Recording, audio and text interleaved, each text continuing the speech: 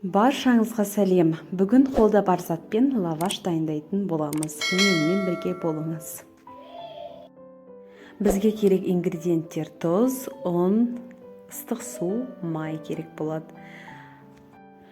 Осы ингредиенттерден біз қамыр илейтін боламыз. Ыдысымызға 100 мг ыстық суымызды қойып, үстіне тұз бен майды салып, жақсылап араластырып аламыз. Үстіне 175 грамм ұнымызды салып, жақсылап илеп аламыз. Басында қамырды қасықпен илейміз, себебі суымыз ыстық болуы мүмкін. Кейін қаймырға айналып, оны қолмен илейтін боламыз.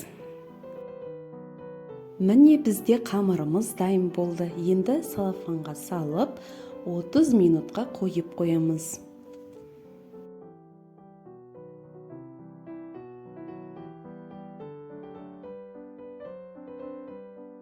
Біздің қамырымыз 30 минут тұрды, жұмсақ болып шықты. Ендігі кезекте қамырымызды 7-8 бөлікке бөліп, қамырымызды жұқа етіп жайып аламыз.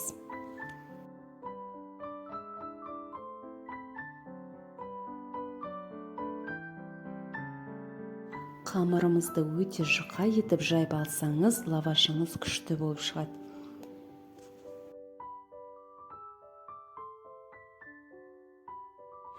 Ыстық табада ештеме жақпай, екі бетін жақсылап пісіріп аламыз.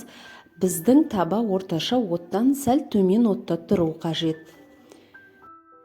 Міне осылай жаймендеп пісіріп аламыз.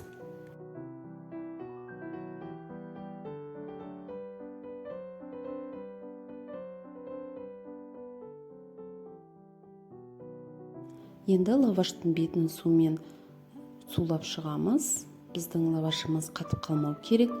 Енді лаваштан біз донер жасайтын боламыз. Үйде бар ингредиенттен жасайтын боламын. Қолда бар зат: қызанақ, қияр, қойдың еті, майонез, кетчуп. Өз қалауларыңыз бойынша қосып жасай бересіздер. Міне менде кішкентай донерлер шықты. Дәмі өте керемет. Мен вафельницаға екі бетін пісіріп алдым. Дәмі өте керемет болып шығады екен. Және ыстық болып тұрады. Сіздер де жасап көріңіздер. Үй жағдайында лаваш жасап, донер істеп жегенге не жетсін. Менімен болғандарыңызға рахмет. Лайк басып тіркеліп кетіңіздер.